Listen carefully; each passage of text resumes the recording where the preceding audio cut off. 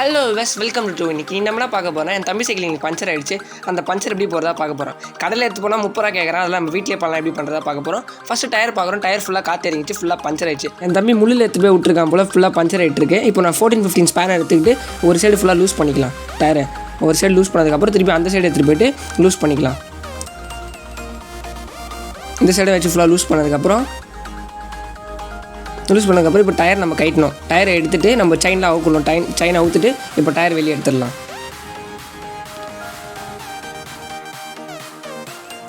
செயினில் கைட்டதுக்கப்புறம் வீல் எடுத்து ஓரம் வச்சுட்டு சைக்கிள் எடுத்து ஓரமாக அந்த சைடு வச்சிடலாம்.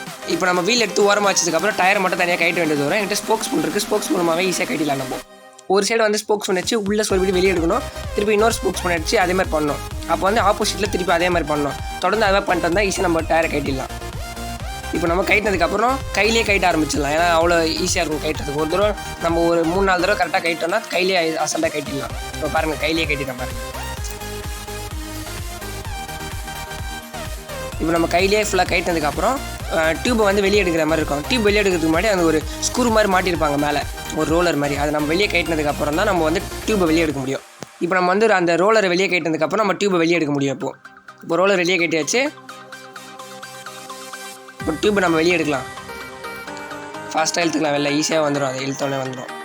இப்போ எடுத்ததுக்கப்புறம் இப்போ நம்ம வீல் எடுத்து ஓரம் வச்சிடலாம். இப்போ டியூப்பில் வந்து நம்ம காற்று அடிச்சதுக்கப்புறம் டியூப்பில் வந்து எங்கே ஓட்டர் இருக்குன்னு அப்போ தான் செக் பண்ண முடியும். ஹோல்ஸ் எங்கே வந்துருக்குன்னு. ஏன்னா முள்ளை போய் விட்டுருக்கான்ல. இப்போ நம்ம ஃபுல்லாக காற்று அடிச்சிக்கலாம்.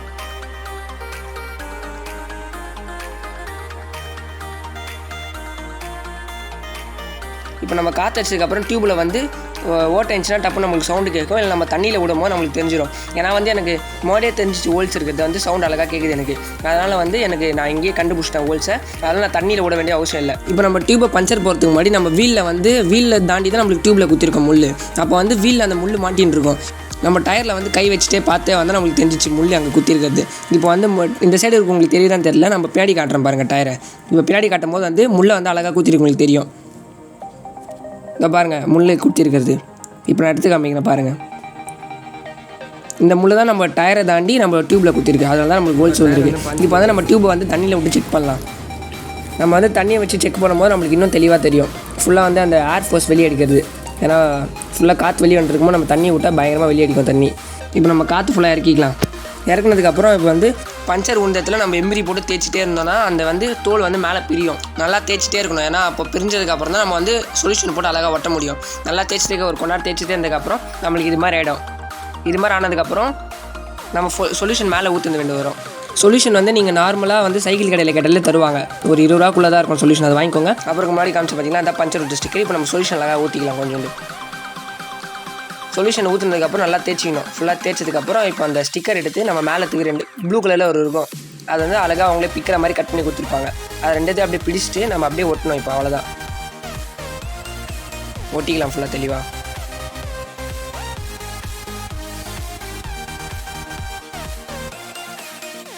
நல்லா ஒட்டினதுக்கப்புறம் அந்த மேலே ஸ்டிக்கர் மட்டும் இருக்கும். அது எதுக்கு அப்படியே விட்டுறதா கூட பிரச்சனை கிடையாது. அந்த ஸ்டிக்கர் நீங்கள் பிரிச்சிக்கலாம்.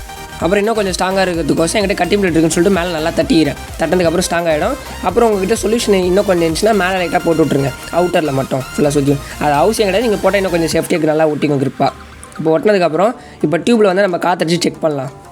டியூப்பில் டேரெக்டாக நம்ம காற்றடிக்கிறதுக்கு முன்னாடி நம்ம அந்த வீலில் ஃபிக்ஸ் பண்ணிக்கலாம். நம்ம டயர் கூட ஃபிக்ஸ் பண்ணதுக்கப்புறம் நம்ம காற்றடிச்சிக்கலாம். நம்ம முன்னாடி எப்படி கைட்டினோமோ அதே மாதிரி நம்ம அந்த ஹோல்ஸில் வந்து அந்த நிப்பை வந்து அழகாக ஃபிக்ஸ் பண்ணிக்கலாம். உள்ளே ஃபிக்ஸ் பண்ணதுக்கப்புறம் உள்ளே வந்து அந்த டியூப்பை வந்து அழகாக அப்படியே மடிச்சு வச்சு உள்ளே வச்சுருங்க. அது ஈஸி தான். அப்படியே நீங்கள் மடிச்சு எப்படி வச்சுன்னா வச்சிக்கலாம். நம்ம காற்றடிக்கும்போது அது கரெக்டாக சரியாயிடும். எப்படி வேணால் வச்சிக்கலாம். நீங்கள்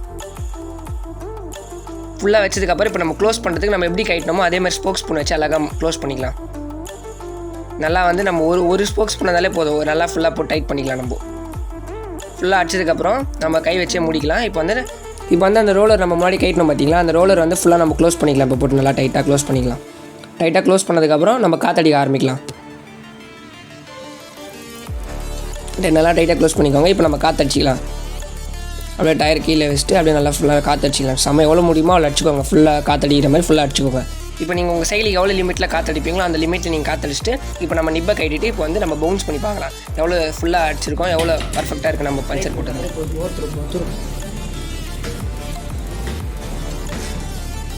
இப்போ வந்து நம்ம சைக்கிள் திருப்பிட்டு நம்ம அழகாக மாட்டிக்கலாம். எப்படி கைட்டணுமோ அப்படியே மாட்டிக்கலாம் அழகாக.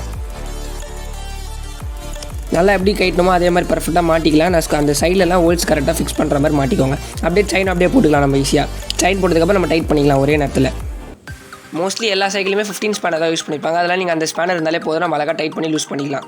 இப்போ நம்ம ஃபுல்லாக இந்த சைடு டைட் பண்ணதுக்கப்புறம் திருப்பி அந்த சைடு போய் டைட் பண்ணிக்கலாம். அந்த சைடுமே ஃபுல் டைட் பண்ணிக்கலாம் நம்ம, ஏன்னா வீலை அப்போ தான் அவுறாமல் இருக்கும். ஃபுல் டைட் பண்ணிக்கலாம். ஃபுல் டைட் பண்ணதுக்கப்புறம் இப்போ நம்ம சைக்கிள் வந்து பஞ்சர் போட்டாச்சு, பர்ஃபெக்டாக இருக்குது. இப்போது என் தம்பி தான் சைக்கிள் வந்து நான் பஞ்சர் போனால் சொன்னான். சரியா நம்ம அது வீடியோவை மேக் பண்ணி போடக்கூடாது, நான் எப்படி சைக்கிள் பஞ்சர் போட தெரியல, நம்ம வந்து அதை காசு கொடுத்து 30 ரூபா கொடுத்து பஞ்சர் போடுறோம். ஏன்னா சிம்பிள் வேலை அது. இந்த வீடியோ உங்களுக்கு யூஸ்ஃபுல்லாக இருக்கும்னு நினைக்கிறேன். பிடிச்சதை லைக் பண்ணி சப்ஸ்கிரைப் பண்ணிக்கோங்க. பாய்.